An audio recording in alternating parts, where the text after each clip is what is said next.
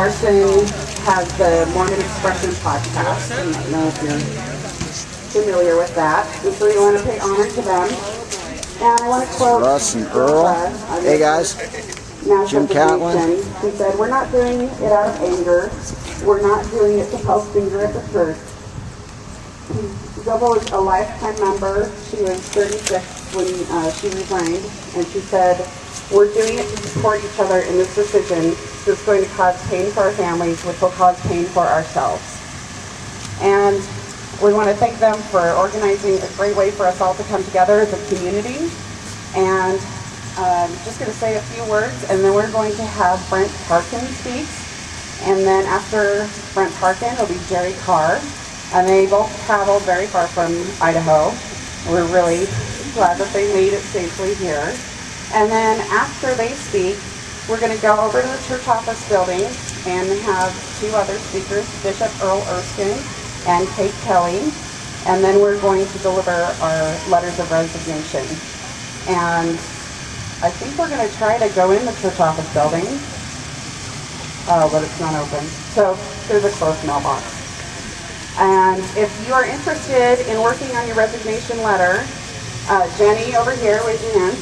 She's accepting those. She also has pens. And we have some blank ones up here. Thank you. And you can be filling those out during these speeches.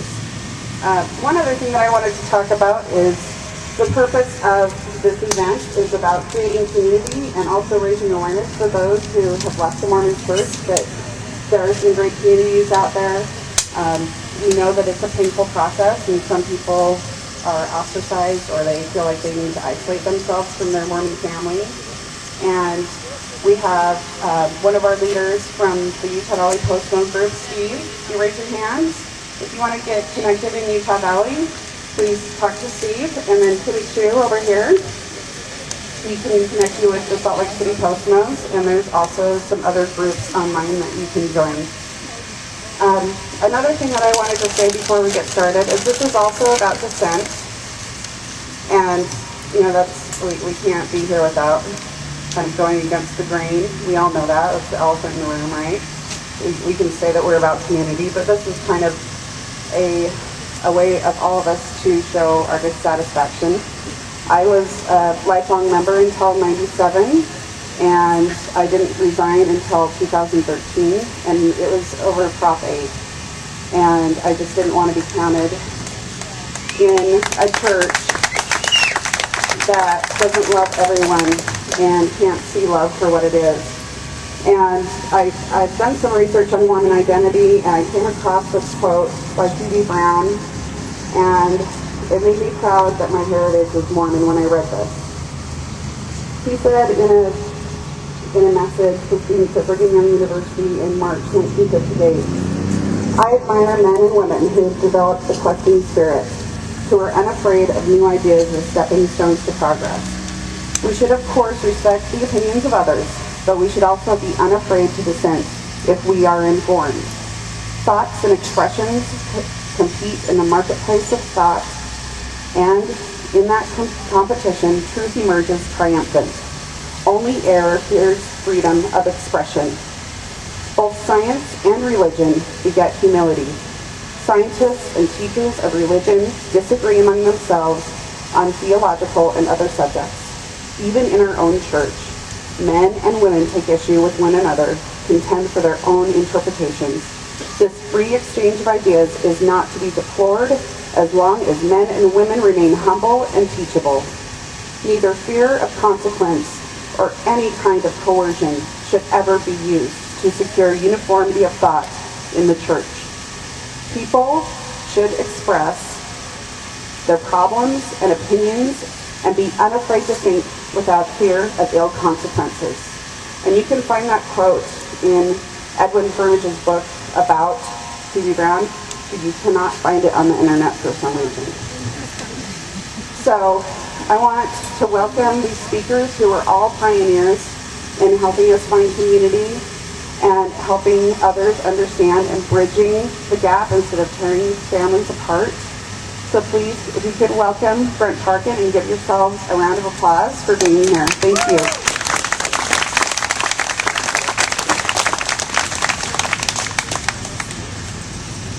Alright, I never even stood on a soapbox when I was in Australia on a mission, so this will be a little different.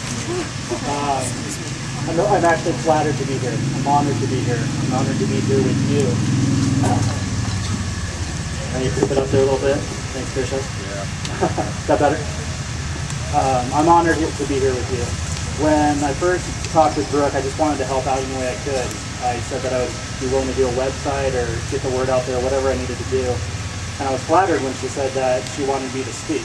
And I thought that was pretty cool. But then I saw the agenda, and I saw that I was the first speaker, which for you guys means I am the youth speaker. So the better speakers are coming. Thank you for hanging in there with me. A little bit about me. My ancestors came from the UK.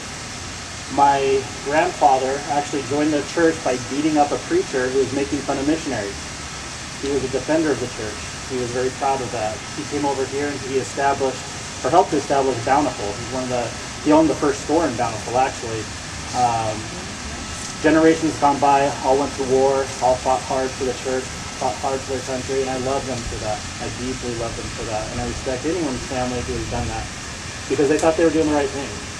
Much like all of us here thought we were doing the right thing. We thought that we were joining something noble, something wonderful, something that was going to change our lives and the lives of our families for eternity. We are all here because something changed. I'm going to tell my story just a little bit, but this is your story too. So as I converted over to Christianity, if there's Christians out here and they want to raise their hand or celebrate or whatever, if you're not a Christian, you want to say, awesome, whatever, join in. This is your story. I'm going to share my story, but I hope that in my story there's just a little bit of you so that you could be standing up here with me, and I hope it touches you. I grew up in a church, baptized when I was 8, still believing in every mythical, I don't know how many ages are here, every mythical creature there was. I was baptized and I still believe in them. I was proud of that. I thought I was doing the right thing, because that's what I was taught. Soon, when I was about my son's age, Cooper here, when I was about his age, I started noticing something was a little off in the priesthood. I always looked up to these men and thought, these are noble, wonderful people, and they're going to make my life better. And I remember the first time I messed up, and maybe some of you guys have had this experience. I was about 13, 14, I messed up, and my dear bishop pulled me in, and I got to sit in front of him, scared out of my mind, and had to tell him every little detail of what I did. I'm seeing heads turn, so okay, you've been in that seat. Well, he handed me the miracle of forgiveness. All right? Now there's some smiles. There's my cynic. Okay. So, we've all read the book. I was one of those, I felt truly repentant. I read the whole thing in like a week. A 14-year-old boy. Okay? I didn't know, but at that time, I have a bipolar condition. I didn't know it. It was undiagnosed. I didn't have any medication. If any of you have depression or a bipolar disorder, you know, and if you've read that book, you know what that could do to you, especially at that age. It was traumatizing. But still, I thought the right thing to do is to press forward and to push through this. And after years and years of going to that bishop's office, and I have to admit, sometimes my sins were worth reading the book, I finally decided to go on a mission. I was about 20. I didn't want to go just because my parents wanted to. I wanted to go because I wanted to go. I finally went when I was 20 because I thought the time was right. And I was sent to Australia. Wow. You know, missionary going to Australia, couldn't get any better. And then I met my president, President Dredge. No joke, that was his last name. And we went right to work. And he was all about the work. And I threw myself in. I thought I was a good missionary. And then I started realizing what was really going on. Sorry, I might get a little emotional. I loved the people. The Aussies were amazing to me. And I lied to them, not knowing that I was lying to them. I thought that I had the truth. They welcomed me into their home, and I lied to them for my God. And I remember being so excited because we were baptizing like crazy. And I remember the first time a newsletter came out to my apartment or my flat, and it told me I was a tsunami baptizer. And it broke me. And I thought, why am I being celebrated? There's my name and a 5 next to me. Those are 5 people. 5 people that joined the church. who am I? I'm just here because the Lord wanted me here. These people were the first numbers I knew. And it's the first time I figured out the church is sometimes all about the numbers, unfortunately. And my mission continued for the next couple of months. And every month I would get really sick and start going to doctors. And finally I went to my mission president and I said, look, I think I have depression. It's on a cycle. Every month I'm reading my letters back home to my parents. I think I need to see a doctor. And he looked at me and said, depression is in your head. Took me back, and he's my leader. I held him right next to the prophet. And I sunk down in my chair and I went back to work. Well, I got sick again and sick again. And finally he took me into the doctor, and the doctor said, or before I went to the doctor, he said, I want you to know before you go in there was a missionary much like you, and he's a lot more loonier than you are, and he stayed on his mission. Oh, Jesus. And then I went into the doctor, no pressure. I talked to the doctor in about 5 minutes. He said, you are depressed, you need medication, you need to go home. I was mad. I didn't want to go home. I just wanted help. And I gave my mission president's card, and he looked at me and said, well, I guess you have a decision to make. You could go home dishonorably, or you can stay on your mission and tough it out. So I stayed, and I got sick, but I fought through it because I thought that I was doing the will of God, because my priesthood leaders were telling me to do it. Well, then the Christmas zone conference came, and I hope that this person I'm going to talk about is listening, because I've always wanted to say something to him. There was a missionary that did something that got him kicked off his mission.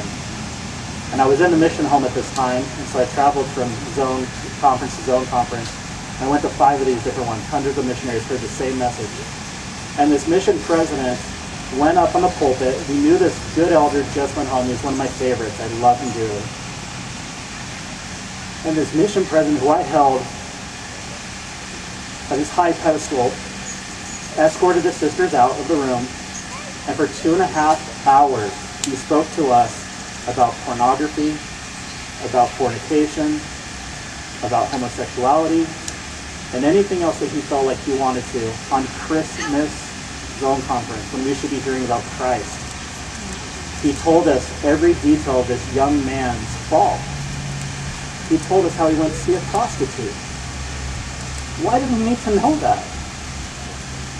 And why did this good elder have to go home after serving and falling short, only to have someone break that confidence and tell hundreds of his peers? Now, this sent me into a deep depression I couldn't come out of. And the church finally said, send him home before he does something to himself. And I came home. I was excited to come home, but I came home and sat on the curb for 3 hours because I came home early. I finally got in the car and was released. No one would talk to me. I was treated like a leper. And finally, someone in a basketball game said, so dude, did you have sex? I put my heart and soul out there. I taught with what I thought was the Spirit. What I've come to now know was the love that I had for those people. It wasn't the Spirit, it was God's love that I was sharing, not the gospel. And so I felt crushed.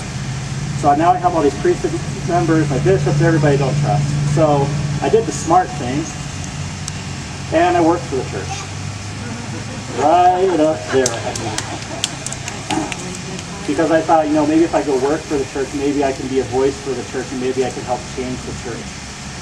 I started to work for Desert Industries, and soon moved up the ranks quickly. I became one of the tops of what I did. If the A-team's out there, sorry, I'm not in the church anymore, guys, but I love you. I was one of the top leaders in what I did. And I traveled to different states helping put people into careers from entry-level to C-level. And we did it we did 95% placements in less than 6 weeks. And we didn't do that because we were good at what we did. We did it because we loved who we were serving. And that's what I thought I was doing by working for the church. And then I became too good at what I did. And people saw that. And I was foolish and naive. And I had a boss come up to me and ask me to do something very unethical. Something that was against everything that I believed. He asked me to lie for him to help his friend become my boss. And I thought about it, and I thought, sure, I can do this and I'll score some credit, but that's not why I got into this gig. I wanted to help fix that, not be part of the problem. So I turned him down. I walked down the hall 5 minutes later, and this stake president, former stake president, standing in front of my face, yelling at me, pointing to me in my chest and saying, "Who do you think you are? Don't you know who gives you the raises? Don't you know who gives you the promotions?" Yes, I did. And my whole life, I sat quiet and let these priesthood holders dictate what I was going to do with my life. And for the first time, once he said, "Is your heart not in it?" I saw every priesthood holder in my life, and I decided I could do one of two things. I could continue the cycle of abuse, or I could stand up. And I did. I stood up to him and I went toe to toe and I said, "I know your board back there. I know who the next person is for promotions. I know how hard I work. You have to give me extra raises every year to keep me going. I know how good I am, and I know why I do this. I don't do it for the money. I don't do it for you. I do it for the people that I serve. I know every name. I know where they work. I know their families. And if you want to demote me, if you want to take away my pay, do it." And so I went back to my work, quickly saw that that wasn't going to be a good path to go down, so I started interviewing. I went to places where I thought these would be amazing jobs, and all of a sudden they're telling me that bishops and stake presidents are in line, so we're sorry that you can't be interviewed. Even though I have better qualifications. I was told by human resources and my superiors that if a mission president comes home from his labors and does not have a job, he can literally point anywhere on the job listing site and have any job he wants. That's why they don't have good services, is because they let people come in and just run them up. They don't know what they're doing. But because they have power and authority, priesthood authority, they're given these jobs. I started seeing things that I didn't want to see. I talked to a young lady. She had 2 master's degrees. She was much better than me. She wanted to be, when I left, she wanted to have my job. She was turned down for a gentleman who was on probation. This started making me kind of think. And then another friend of mine, we went for the same job. I didn't want it. I didn't interview. I asked her. She got it because she was better than me. And she said, "I didn't get an interview." So why didn't you get an interview? Because they told me there's too many bishops in line. She doesn't have the right to the priesthood. She doesn't have a choice. It's not her fault that she's skilled and she can do the work better than a man, but because she does not hold the priesthood power, she did not get the promotion she deserved. So I turned down all those promotion opportunities. I said, "I'll just be a grunt worker." So they were nice enough to put me back underneath that same boss who threatened me, and I lost it. I went into a deep depression, and I finally told the head of DI what happened. And he said, "I can't believe all of this has happened. I'm going to launch an investigation." And he did. And before the investigation started, they took me off their payroll, and I went 2 to 3 months without pay. While the person that did these terrible things kept working and kept destroying lives. And while I was not being paid, other people came forward and said, "He's done the same thing to me." I was too afraid to stand up. We lost everything. Cooper's here, he can attest to it. We lost our cars. We lost our house. We lost all his friends. We had to move into a 1,000 square foot house, my in-laws' house. We have 6 people in our family. We had to move in there with them. We shared 2 rooms. We did this for about a year. It finally took its toll on my marriage. I had almost lost my family. The stake president told my wife she should divorce me. And again, I was faced with, what should I do? Should I hide or should I stand up? And again, I stood up and I called him and I said, "I'm sorry, you're a priesthood holder. I thought you weren't supposed to give that kind of counsel." And of course he backpedaled and said that he never said anything. But I had to stand up for myself. I fought hard and I got my wife back. Thank you. That was a fight that I never thought I would have to have, but it was so well worth it. The church almost took everything from me. I'm still fighting with them. My bishop told me that I should forgive them and move on. I said, the Spirit's not telling me that. The Spirit's telling me I need to continue to fight. And I'm looking around me right now and I'm seeing why. Because you're fighting too. And we all need to rally around each other. I'm going to end with this, so I don't want to go too long, but it's great speakers coming up. But I finally reached out to Elder Holland because he touched me. He gave 2 talks. He gave a talk on depression. The first priesthood holder that ever talked about depression. And I thought he understood. I thought I could trust him. And then he gave another talk that said, if you're weak, if your faith is weak, lean on mine. I will be strong for you. So I wrote him a letter and told him how, when I almost lost my family, I went to California, I attempted suicide. I was in such pain not having my wife and children next to me. I couldn't talk, I couldn't breathe. And I remember screaming out, God, how could you have suffered more than this? And he intervened. My brothers came. I don't even know how they got there or how fast. But before I knew, my brother's arms were around me and I was in the hospital. I was saved that day. Thank you.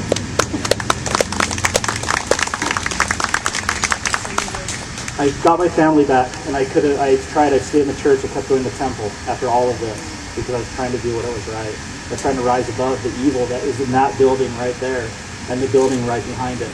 Amen. I tried to do that. But my bishop, after I emailed President Holland and said, I love you, I respect you, please pray for our family. Here's the emails, here are the things that are going on in your workforce. I was on a committee that looked at the surveys and I saw that globally, more than 60% fear their bosses in church employment, they fear retaliation, and there's no communication. Does that sound familiar with you guys in the church? It's the same thing in employment. I thought Elder Holland would reach out when he heard about my suicide. I thought he would reach out and at least say he loved me. A year later, after I sent a second letter to him, I got back a letter that said, it doesn't help for you to write me. And that was from his secretary. I was crushed. I went to the internet to find out, why could this man be so evil? Why could he be so awful? And I started to do the research. And that's when I found out it didn't start or end with Elder Holland. It goes back to Joseph. Amen. I don't know why you guys are here. Where in this line from Joseph to Monson you've been hurt. You're not anti-Mormons. You're not ex-Mormons. On the day after Pioneer Day, you are pioneers. You are latter-day pioneers that are issuing in what is going to be the biggest Mormon exodus you're going to see. This house of cards is falling down. You're just the first. No matter whether you want to be a huge voice or a small voice, do it in kindness. Coming out of the church, I was hot and heavy and I was ready to just bash anyone. I had my son bring a Bible here because that's what I was going to use to do it. I was going to hit someone with it if I had to. I realized that the Bible is actually the best anti-Mormon literature out there. But you can get other great stuff over here as well. No matter how you're going to make your voice, do it in kindness. We need to show them that we're not ex-Mormons. We are pioneers. We are doing this out of love. We're doing this because we've been hurt. And we're doing this because we believe in truth. And whether that truth is in another God, or whether it's in a community that you belong to, whether it's the LGBT community, whether it's women's rights, whether it's Christianity, whether it's Judaism, go for it. You're out. You are out, and I am out. And that's what today is all about. You're wonderful, and thank you for being a part of this. Thank you.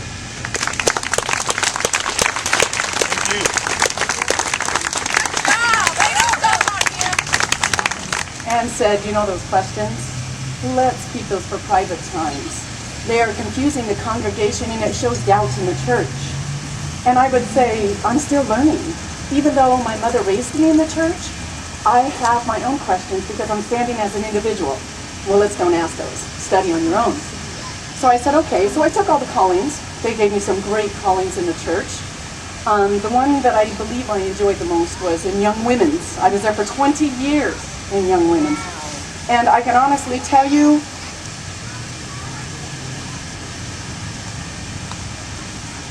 as a father from a God that loves me, to watch those young women go through what they went through, ouch. I watched fight after fight that I fought for these young women, tears coming down my face, to tell the other leaders, just because they don't come from a good Mormon family, they're still here at camp for a reason. They are here because they are actually searching. There was this one particular time, and I chose to have it be my last time at girls' camp, that a young girl who was very troubled came to camp. And I'm a little nervous telling her story, but I know she's okay with it. She came to camp, she was struggling, she confided in me, she was glad to be there, and she reached out to her peers. She reached out to her leaders. And that night she took some no-dos, and her peers told on her the next morning. The very next morning, you would not believe the chaos in camp around this child taking no-dos. Well, so at no avail of my tears and my pleading to these other sisters that this girl needs to stay. Of all girls here, this girl needs what I believe to be God. Well, go home, sorry. Later that same evening, the peers that raised the stink, the daughters of the good Mormons, guess who also took no-dos? Guess who got told, shh, don't tell anyone? Guess who got to stay at camp? Guess who didn't stay at camp? You want a ward leader? Go get one. See you. I will never, ever be part of anybody's self-destruction at that age again in my life. Ever. I watched that girl. I talked to that girl after that. I confided in that girl. I went to that girl with the God I believe in, not the one that she was being taught. And I said, don't listen to them. They are young and blind. They know no better. They only know what they've been taught and to follow. Love yourself.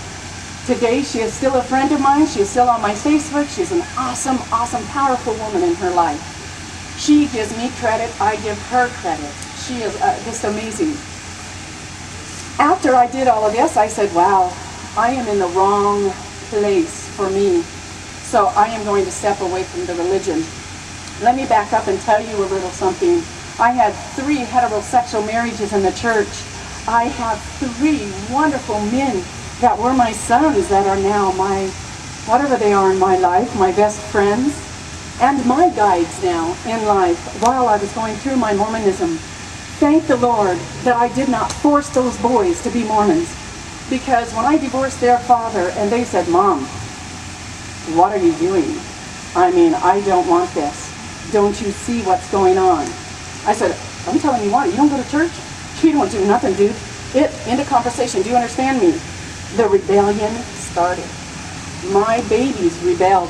And it was at that time that I remembered, I am only their guide. I am only their guide. No matter what the church taught us, that we are their saviors, we are not. They are our children that we guide through this life. Let them grow into who they want to grow. And to this day, I stand proud of my 3 sons that are my best friends. They're amazing men. I still couldn't find my balance. So my journey took me to Africa. And I was in Africa doing work that we all love to do. And that is where, in deep reflection of myself, that I found me. And I found that God that I've been fighting to believe in for so long. I come home from Africa, and I did a lot of personal growth. I also finished my degrees so that I could go and help others. I had been coaching prior to that. I'm a life coach, sorry. And, back then I was a counselor. And now I graduated to life coaching. Sorry, hopefully that doesn't offend anybody. It's just to, cross the river. It's like Boise versus Nampa, if you know my area.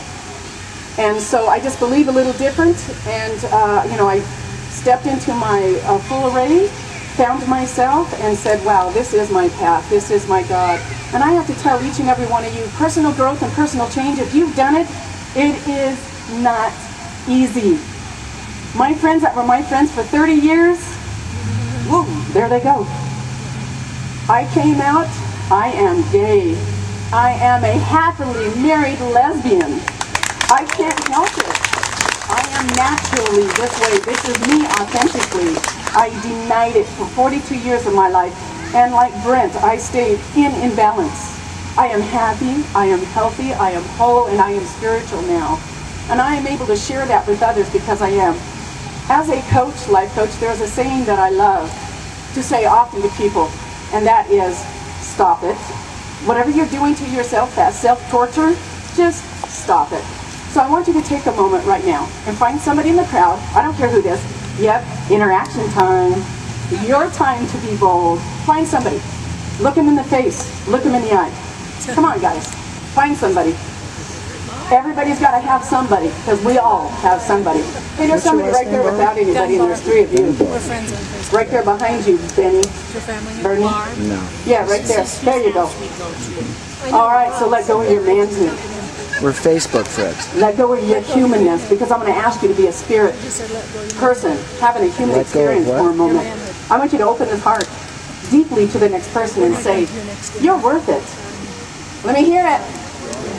Make sure you both say it to each other. You know, get a little You're worth serious with this person and really look at him deep. And Stacey, inside you're you, worth open it. your heart a little bit more and open your mind a little bit more and say, wow, you're amazing. Wow, you're amazing. Barbara, you're amazing. Now, I really want you to get serious about this. Because that person you're looking at needs to hear about what you're about to say, and you need to hear about what you're about to say. Really open yourself up fully to that person and say, you are loved. Come on. Come on. You're loved. Barbara, you're loved. Now, for any of you that are courageous enough to step this up in your life, go home, look in the mirror, do this twice a day for 2 weeks. Whoa, see what happens. Yeah, something weird always happens. So I love to challenge my clients, and I love to tell them to stop it. When they come to me with questions such as, well, now that I've left the Mormon church, where do I go? What do I go? Where do I worship? All of this confusion. Remember, He's the only thing look that down. matters. You have 2 feet, not We 4. love You're not him, then we sheep. love Okay? like we're supposed Find to, your even inner ourselves. strength. Find you first, and you will find the congregation that you need to be with to help you grow. As this gentleman has over here on the post-mortem, I'm sure they have a great congregation. What a great place for you to be today, to say, hey, there is places. I know in our little neck of the woods up in Idaho, I know many organizations that have come I grew together. up in a Christian So I challenge church. each and every you, first and foremost, Here as a summer I have missionary. signed to have my name off the church records, just so you know, on 52, I'm going to be 53 next month. Yes. 3 times I've been Utah denied. County. Every time the letter comes back and knocking on says, doors. oh, I'm sorry. Your children are sealed to you and you're responsible for them. I knew Well, when today I my was 3 15, sons I wanted to resigned. be up there doing this. And I resigned. So I'm curious, what A lot happens of this people are journey? leaving now, like, So here again, I challenge you each to be your greatest self that you are. Always. Because you and only you have the answers for Most of them yourself. aren't, sadly. Please find someone. If you need something and you need somebody to get through this, pick up the phone. Call these guys. Go hang out. I'm sure they're amazing. And thank you for your time and sharing your energy with me.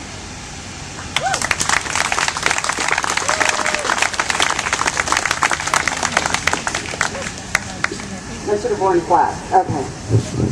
Thank you all again for coming, and thank you for Gary and Brent, and loved both of your stories. Thank you, and that's a lot to open up to a crowd, and I know it's intimidating. So right now we're going to walk over to the front of the church office building. You're going to go across the street, right here at the light, and then across the other street, and then we're going to hear from Bishop Earl Erskine and also Kate Kelly. In John 1:14, and so I can't believe that, and so it's like I still find that there's beauty in the Christian totality, but I can't buy into the idea that that the creator of the universe decided to become a Homo sapien. Why not? Because I think that the creator likely exists outside of the universe. Yeah, I agree with that. He does, but because he created it, it's his prerogative to enter into it however and whenever he wants to perform miracles like the incarnation, like the resurrection, and fulfilling prophecy that I was think you spoken can. of. The other thing is, I think you can believe in a continuity of like life and spirit without the resurrection, because you could just say, just I have no memory of my life before, so if there is. It is quite fresh. After the nice walk we all had, trying to settle down here. Just by way of introduction, I guess, my name's Earl Erskine. I was born and raised in the church. I don't know how many have heard my story, but just real quickly, I was active in the church. I went to seminary, went on a mission to Denmark back in 1965.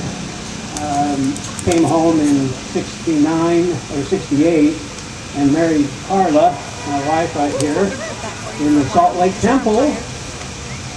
So, Yeah, if you don't mind. and we've been married for 46 years, and so we have 4 children. 2 of them are still very active in the church and not very happy with mom and dad. It's kind of a balancing act. But a few years, so I served in many callings. I was in several bishoprics and a gospel doctrine teacher several times, and also a bishop for 5 years in Sandy, Utah. And so just always a temple recommend holder. We were just totally active and never any thought that we weren't going to make it. Carla would always ask me, well, are you sure we're going to be in the celestial kingdom? And I said, well, we haven't killed anybody and we haven't apostatized from the church. Little did I know. And so, yeah, we're going to make it. We're going to be in the celestial kingdom. We're going to become gods and have little spirit babies forever. And aren't you going to be lucky to have eternal pregnancies and stuff? Then a few years ago, I started reading a copy of the 1830 Book of Mormon. And that's changed my life. I realized immediately or very quickly that there were changes between that Book of Mormon, the original, and the current Book of Mormon. And it led me on a journey. And I ended up really having 3 questions. The changes in the Book of Mormon, doctrinal changes, the different conflicting versions of the first vision, and the Book of Abraham. Those 3 things started bothering me. And over a period of time, mowing and praying and going to the temple and all kinds of stuff, trying to get answers, I also went to a church historian and also went to an institute director and asked them about these 3 things. And they didn't have any answers. They could not really give me anything that didn't seem like a big stretched explanation. Can everybody hear me okay? I feel like I'm screaming, but I'm compensating for my lack of radio voice. Okay. So I started studying and eventually found other things, and in August 2011 I had an opportunity to share my story on Heart of the Matter with Sean McCraney, and his show and Doris Hanson's show, Polygamy, What Love Is This. I started learning and hearing things that I'd never heard before, and it was really shocking, but it was kind of confirming what I'd been hearing or thinking about these other 3 areas. And so again in August 2011 I gave this presentation, and by November we've been excommunicated. So that was our journey for that. But something I think is happening in the church. Thanks. Something is happening in the church. It's scrambling. They're on the defensive. You know that in the last couple of years they've issued essays covering topics about race and polygamy, even admitting finally that Joseph Smith had 34 wives at least, and that 11 of them were women that were already married to living people, living husbands. Quite shocking. And so these essays have covered a myriad of topics, but if you really read them, if you can find them, they're very difficult to find, even on LDS.org. But if you can read them and try to read between the lines, which I think we thinking people do, but Mormons don't, I think that's one of the things that I first felt when I started studying. I gave myself permission to think. And Mormons, bless their hearts, are very intelligent, but they don't critically think very much. And they don't really look at things and kind of put things in a huge perspective, a bigger perspective. And so, but I think the church, because of the internet, because of Facebook and social media and TV 20 and 820 AM radio, I think these things are having an impact on the church. And because the essays came out, you'll recall that a couple of years ago or so, the Swedish Rescue, where they sent a general authority and a church historian out over to Stockholm, I think, tried to answer the questions that these people were having, members of the church were having about doctrinal and historical questions. Not really very successful from what I gather. And then just recently, Boise Rescue, they sent another general authority and a historian up to Boise to answer questions. And I think the church is being challenged on these basic levels of church doctrine and church history. Sandra Tanner, maybe most of you know her from Utah Lighthouse Ministry, I confirmed with her. She said that over the past few years, she's had one or two people inquire every month or so. Now it's 3 and 4 times a week she's having people contact her. So you're not alone. You're making a good decision. I'm proud of you. Again, as I said over there, you're a pioneer, and it does take some courage. But you're actually at the beginning of your journey, not at the end of your journey. You're still here on the earth. And one of the things that I think happens so often is that the relationship you've had has been with the church. Now, I don't know where you've all come from. I don't know what's bothered you in the past. Has it been the Book of Mormon? There's no DNA. There's no archaeology. There's more proof that the Vikings dropped by Nova Scotia for a winter or two sometime in the way past than there is for millions of Nephites and Lamanites who lived here for 1,000 years. Is that amazing? Whether that bothers you, maybe the inequality of men and women has bothered you. Maybe you just never fit in.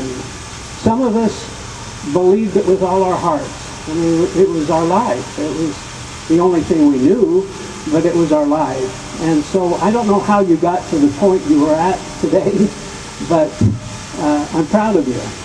You're not alone, and yeah, I'm proud of you.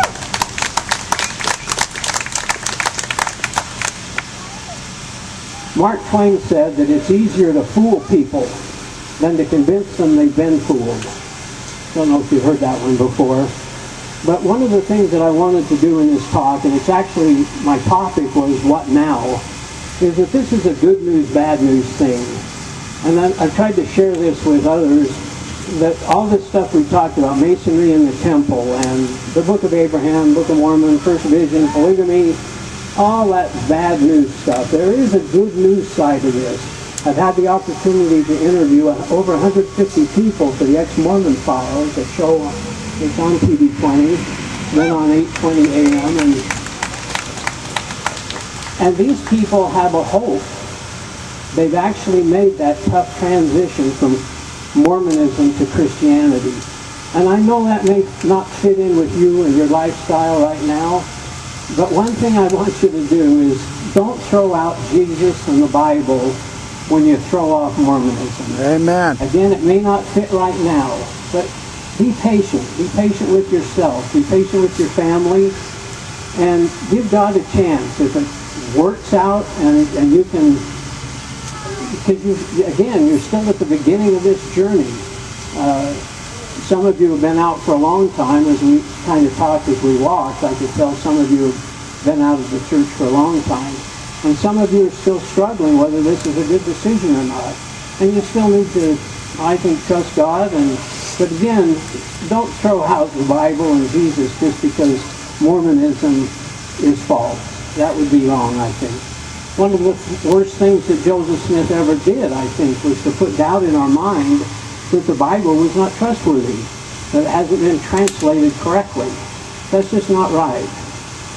Paul wrote in Galatians, if we or an angel preach any other gospel than the one we've preached to you, let him be accursed. And he said it twice, just for emphasis.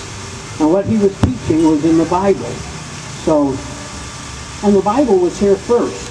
You know, this is a funny thing. These folks in 1820 and 1830, they had the Bible. When Joseph Smith came up with polygamy or some other thing, they should have matched it up against the Bible. I wish they had. Anyway, religion is not the answer. Legalism is not the answer. It's your relationship with God. And whatever form that takes, and however you find Him and He finds you, if you'll just trust in that as you journey on, I think you'll have success and you'll feel good about yourself. And don't feel guilty about the decision you've made here today. For those of you that resigned in the last little bit, or that may have resigned or will resign from the church. There are things to be learned. You should study, find out what you can about the history and the doctrine of the church. Jesus said that you shall know the truth, and the truth will make you free. My burden is light, my yoke is easy, and my burden is light. And that's a freedom that I felt. You know, I used to judge people that had a tattoo, or people that looked a little different out of their white shirt and tie. I mean, I was so judgmental and proud, arrogant even, as a Mormon. And I hate to say it, but most of those Mormons out there probably feel that very same way today. They judge you immediately on the way you look and what you say and how you are. And that's one of the great freedoms that I felt coming out of Mormonism, is to be able to not have to judge people. It's not my responsibility, and I don't have to worry about it. And that's given me a great freedom, and it's given me a greater love for everybody. And so I appreciate every one of you. I love you. I'm proud of you. And I hope that you'll take this opportunity at the the beginning part of this journey to find your way and hopefully include the Bible in Jesus. Thanks for any questions or comments. I usually ask questions. Thanks. Appreciate it.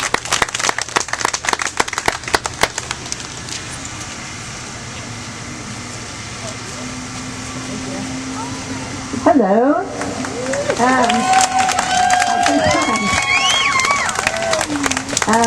I feel like this should be like a Frozen sing-along. Like we're all just like, let it go, let it go.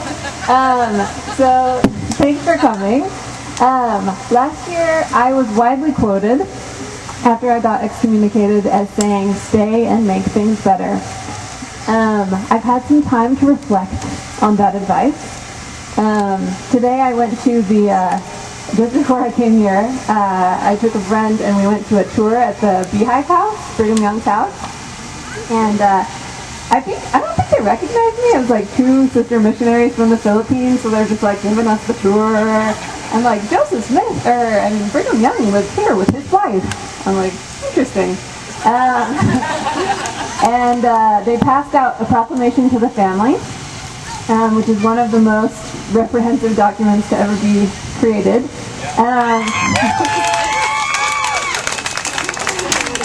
Right before I got excommunicated, I was asked to teach a Sunday school lesson in my ward, and I was assigned to teach on the proclamation.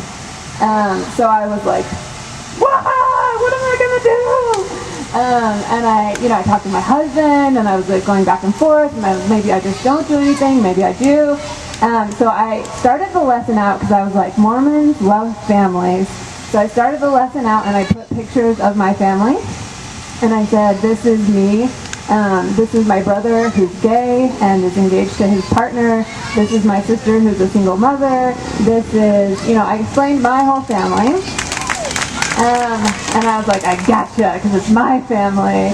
And I focused on one line. And I think that line is applicable to everyone here today. It's the best line in the proclamation and the only redeemable sentence. It says, other circumstances may necessitate individual adaptation. Given what I advised everyone to do last year, and reflecting upon the proclamation of the family, I think other circumstances may necessitate individual adaptation, and I think that applies to everyone here. I think I wrote recently in the Salt Lake Tribune about sort of the ways that I've evolved and the ways that I'm thinking now. And I really don't think, if the church doesn't spark joy in you, if the church doesn't bring you happiness, if the church brings you sadness, sorrow, pain, angst, any of these things that most of us have experienced, it's not worth it. And it's okay to walk away. Yeah. I feel like kind of a hypocrite because I didn't walk away. They had to give me the boot. But I think it's particularly difficult because that transition can be painful. And I think one of the most important ways to deal with that is through humor. A lot of people, what a lot of people are saying to me now is the old, you can leave the church, but you can't leave the church alone. Has everyone heard that?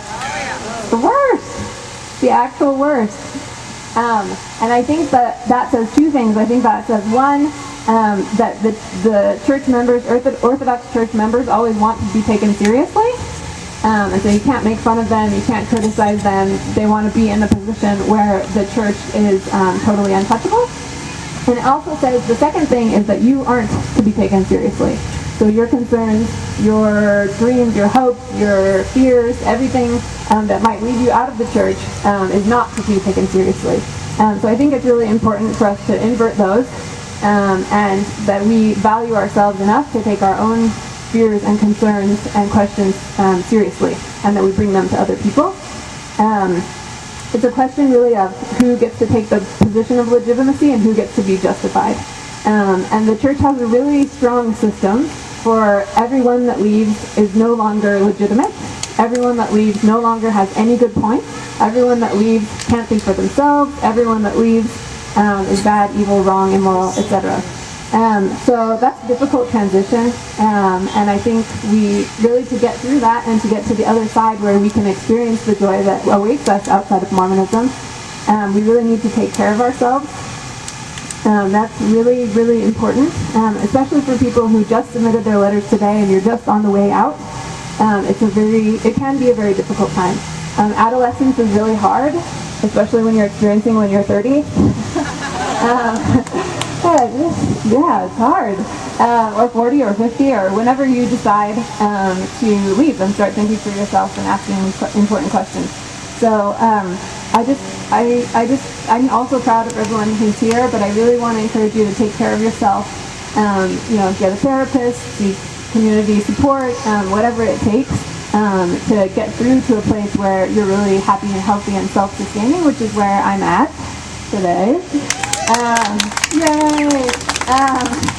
Mormonism, and I think for me personally, and this isn't the same for everyone, I think the point at which I recognized that I was very happy and healthy and had come out on the other side of the journey is when I actually don't feel that much angst. I can go to the Beehive House and take a tour by the sister missionaries and feel pretty fine about it.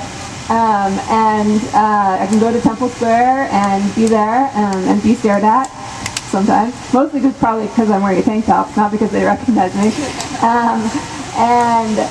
I think that you can occupy both spaces and recognize the goodness and wonderful things that came out of Mormonism.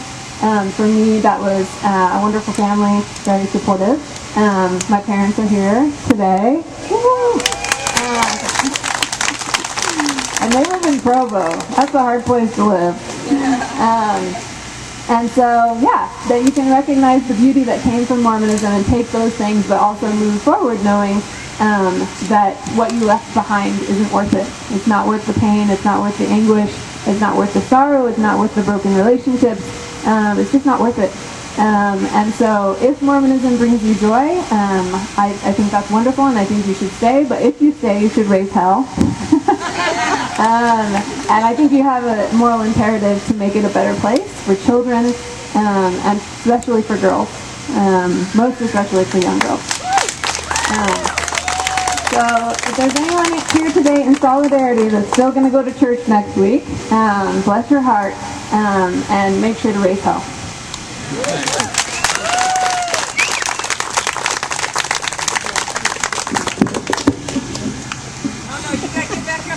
I know. Okay. We're going to have Kaylin Bradley come up next, and then after Kaylin, did I say that wrong? Braley? Yeah, Kaylin Braley. I don't know why I said Bradley. come up next, and then we're going to open it up to all of you. We want to make sure that this is an expressive demonstration, and also we want to hear your stories, and we also want to make sure that you receive resources like Kate talked about. We have Steve, raise your hand, who's with the Utah Valley Post Nose, and then Timmy, raise your hand, with the Salt Lake City Post Nose. And then I'm really active in the former Mormon community, so we have groups anywhere from mixed faith families that need support to people who are parenting on their own. And so just feel free to email me, brooke.swallow74@gmail.com, or contact me. I'm on Facebook. We really want to make sure that you have the support that you need, and I want to echo what Kate said, that you want to take care of yourself first. So I want to welcome Kaylin, and then Kaylin's going to open it up to anyone else. If you could just form a line right here, and then if any of you want a resignation letter to fill out, we have them up here on this bench, and we'll get going with that. Thank you very much. How's it going, everybody? Can I get a hallelujah? Hallelujah. All right. So one of those times I like to stick to the script, so I'm mostly going to read off what I have. For those who don't know me, my name is Caleb Braley, and on behalf of the Salt Lake City Post-Mormons, I'd first like to thank every single one of you for coming out here today. I know you have probably much better things to do, but we are glad you're here. This is my third year now I've attended, and I'm thrilled to see that this is growing year after year. I think we're doing some good. Also, a big thanks to the organizers, Brooke, Tim, Steve, thanks a lot. I know I probably forgot some names, but let's all give the organizers a big hand. I'm awful with names. So, we've heard some tremendous voices today, and the message they have shared are critical now more than ever. Our society is in need of those who follow their fact-based convictions and carry them out with empathy. Many of my religious friends have claimed that since I no longer adhere to Mormonism, that I don't believe in anything, that I lack a moral code. But I'm here to tell them and to share with you, nothing could be further from the truth. There are many things that I do believe in, and I hope that these are shared amongst those in attendance today. I don't believe in a prophet looking over our shoulders, but I do have faith in the sanctity of humanity, where we all take care of each other because it's the right thing to do. I don't believe we must attend church for our salvation, but I do believe in the power of bonding together as a human family and being accepting of everyone, regardless of their orientation or what path they have chosen to follow. I don't believe there is a ghost prodding me to choose the right, but I do believe in the empathy of the human experience and treating others how I would like to be treated. I don't believe in giving money to multi-billion-dollar organizations that disguise themselves as churches. But I do have faith in the value of donating to the needy and poor directly. They are the ones who need it. I don't believe in artificial revelations that oppress women and minorities. But I do believe in the courage of treating everyone with respect and pursuing truth for equality for all. I also don't believe in blind obedience to any particular dogma, but I do believe in the pursuit of knowledge and truth for the betterment of our society. After all, in today's society, we receive a ton of mixed messages of what a hero is or how to spot one. The world tells us it's the star athlete, or perhaps the famous celebrity, or even the movie star. But I would submit the real heroes that have the real impact in our society are found in everyday life and everyday situations, who stand up for doing the right thing. Some of you have resigned today, and let me be the first to congratulate you.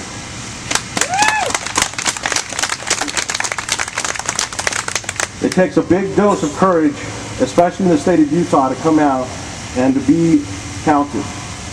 Many of us here today have resigned knowing that we risk relationships with friends, face potential consequences in our careers, and even possible shunning from family members. I understand how difficult this is because I too have resigned. So once again, I applaud you and say thank you for showing up here today to take your stand. For those who still may be teetering or are hesitant to jump in, hopefully your day will come soon. But regardless of your status, I would like to advocate a vision for all of us, that you and I, wherever we may live and wherever we can, in some small part, fill the role of a hero by standing up. By standing up to the local tyranny we may find in our government's relationship with religion. By standing up to those who would spread egregious untruths from one generation to the next. By standing up to the system that attempts to discredit us as valuable members of society. By standing up for the continued pursuit of authentic truth and knowledge. To stand up for those who came before us and who had no voice or no venue. To stand up for those who would manipulate and marginalize innocent people. To stand up for those who cannot stand for themselves. And most of all, to stand up such that we have no regrets later on in life for whom and where we could have helped along the way.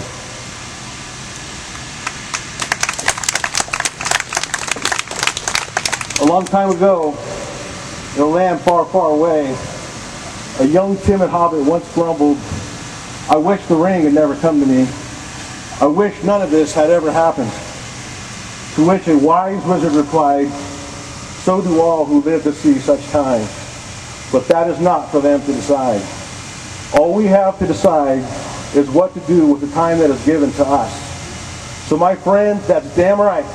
All we have to do is to decide what we're going to do with the time that's been given to us. Thank you.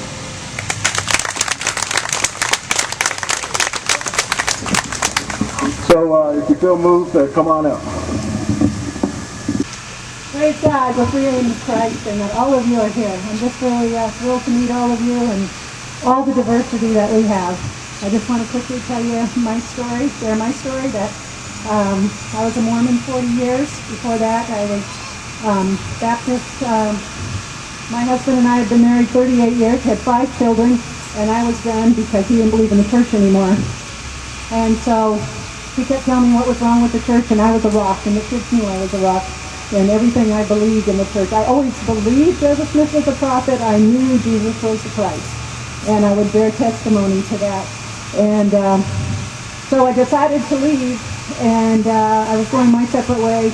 But before I did, I said, look, I'm sick of you complaining about the church. If you can tell me something good, I'll listen. And he started reading me the Bible, and instantly almost I came out, because everything that I was reading, I said, I thought Joseph Smith said that. I thought he said that. I thought he said that. But somebody, I don't know who mentioned it was the greatest anti-Mormon literature there is the Bible. And I think it just happened all so fast. And 5 of our kids, 4 of them married in the temple. My 2 daughter-in-laws, both dads are bishops. And oh my, it was like a divorce and freedom in Christ all at once. It was hell for a lot of time, for a lot of years, for a lot of wonderful, nothing I would change for anything to have my freedom in Christ. And so I just wanted to bear that testimony that I'm just grateful that I'm free in Christ. I know that God lives, and I'm just grateful to be out of the church. Since then, I'm happy to report that 2 of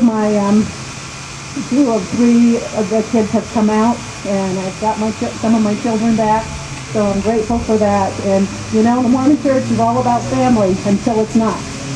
So I say that in Jesus' name, amen.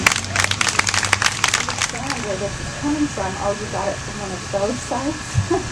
It can't be trusted, that's anti-Mormon. And then I would go search myself and realize that, okay, some of these things that I'm learning are actually true about my church. That was very difficult for those inconsistencies to God.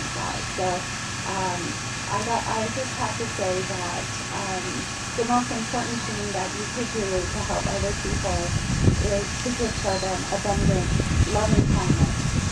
Because you don't know where anybody is in their transition, or if they're, it's just a matter of planting seeds. There may be somebody that, like I, is not even aware of God moving in their life.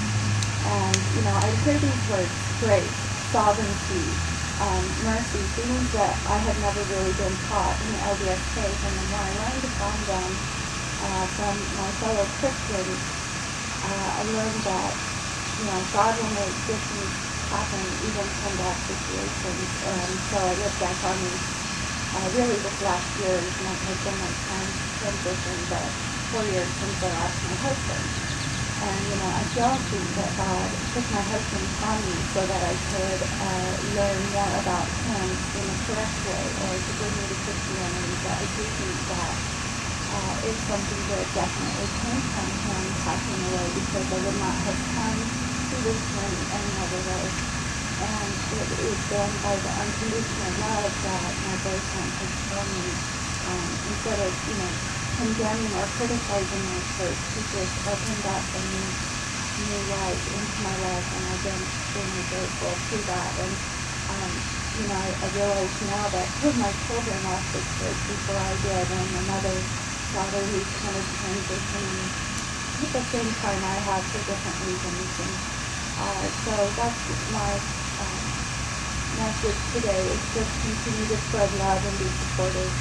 And thank you for your courage. It's been helpful to me.